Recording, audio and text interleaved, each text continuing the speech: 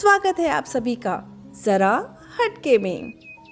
अपनी पिछली वीडियो में मैंने रथ यात्रा के बारे में कुछ बातें बताई थी, तो चलिए रथ यात्रा पार्ट 2 की शुरुआत करते हैं। भगवान जगन्नाथ जी की रथ यात्रा आषाढ़ शुक्ल द्वितीया को जगन्नाथपुरी में आरंभ होती है, यानी कि इस साल 20 जून को आरंभ होगी। यह रथ यात्रा पुरी का प्रधान पर्व भी है। इसमें भाग लेने के लिए पूरे देश से बच्चे, बूढ़े, नर नारियां पुरी में इकट्ठे होते हैं। स्कंद पुराण में स्पष्ट कहा गया है कि रथ यात्रा में जो व्यक्ति श्री जगन्नाथ जी के नाम का कीर्तन करता हुआ गुंडीचा नगर तक जाता है, वह पुनर्जन्म से मुक्त हो जाता है। जो व्यक्ति श्री जगन्नाथ जी का दर्शन करते हुए, प्रणाम करते हुए मार्ग के धूल कीचड़ आदि में लोट लोट कर जाते हैं, वे सीधे भगवान श्री विष्णु के उत्तम धाम को जाते हैं। और जो व्यक्ति गुंडीचा मंडप में रथ पर विराजमान श्री कृष्ण, बलराम और सुभद्रा देवी के दर्शन दक्षिण दिशा को आते हुए करते हैं, वे मोक्ष को प्राप्त होते हैं। रथ यात्रा एक ऐसा पर्व है जिसमें भगवान जगन्नाथ चलकर जनता के बीच आते हैं और उनके सुख दुख में सहभागी होते हैं। रथ यात्रा में सबसे आगे श्री बलराम, उनके पीछे माता सुभद्रा व सुदर्शन चक्र और बाद में जगन्नाथ जी का रथ चलता है। भगवान जगन्नाथ जी के रथ से थोड़े छोटे बलराम जी के और सुभद्रा जी के रथ होते हैं। संध्या तक ये तीनों ही रथ मंदिर में जा पहुंचते हैं। अगले दिन भगवान रथ से उतरकर मंदिर में प्रवेश करते हैं और 7 दिन वहीं रहते हैं। गुंडीचा मंदिर में इन 9 दिनों में श्री जगन्नाथ जी के दर्शन को आड़प दर्शन कहा जाता है।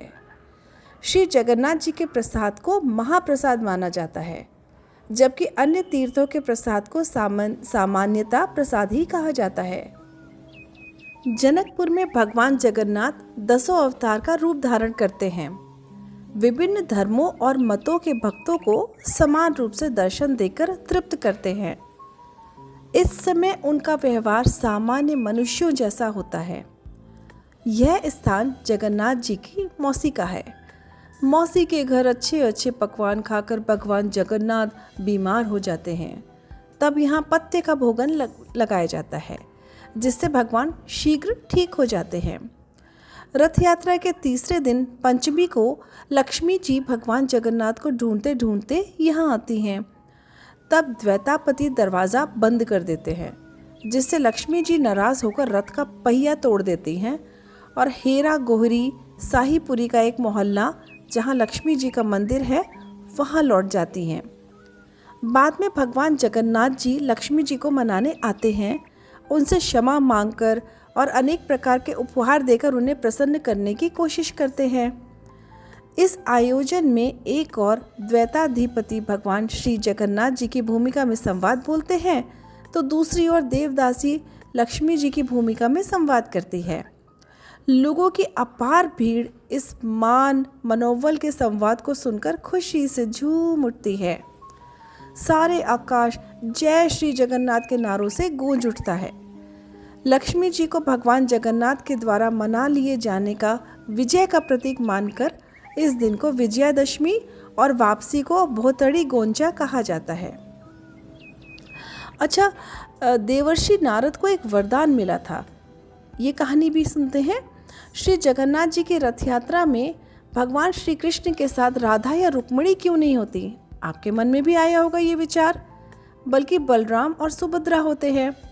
तो उसकी कथा कुछ इस प्रकार है।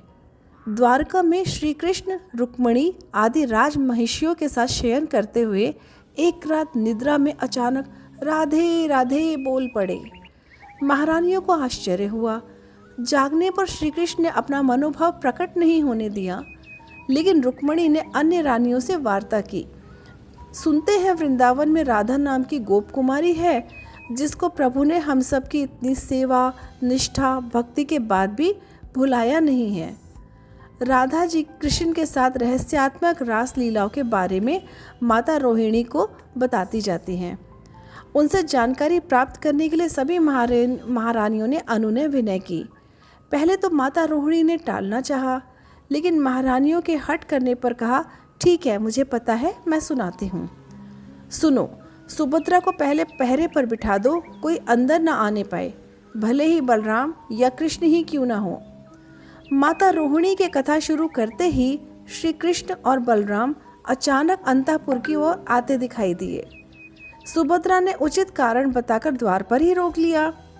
अंतःपुर से श्री कृष्ण और राधा की रासलीला की वार्ता श्री कृष्ण और बलराम दोनों को ही सुनाई दी। उसको सुनने से श्री कृष्ण और बलराम के अंग अंग में अद्भुत प्रेम रस का उद्भव होने लगा। साथ ही सुभद्रा जी भी भावविवल हो गईं। तीनों की ऐसी अवस्था हो गई कि पूरे ध्यान से देखने पर भी किसी के भी हाथ पैर स्पष्ट नहीं दिखते थे। सुदर्शन चक्र विगलित हो गया, उसने लंबा सा आकार ग्रहण कर लिया। यह माता राधिका के महाभाव का गौरवपूर्ण दृश्य था। अचानक नारद के आगमन से वे तीनों पूर्वव्रत हो गए।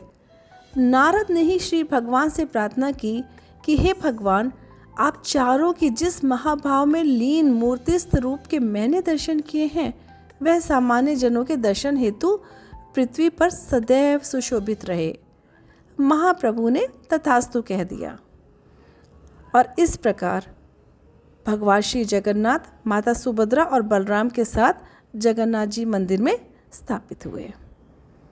रथ यात्रा के इस महोत्सव में जो सांस्कृतिक और पौराणिक दृश्य उपस्थित होता है, उसे प्रायः सभी देशवासी भाईचारे और एकता के रूप में देखते हैं।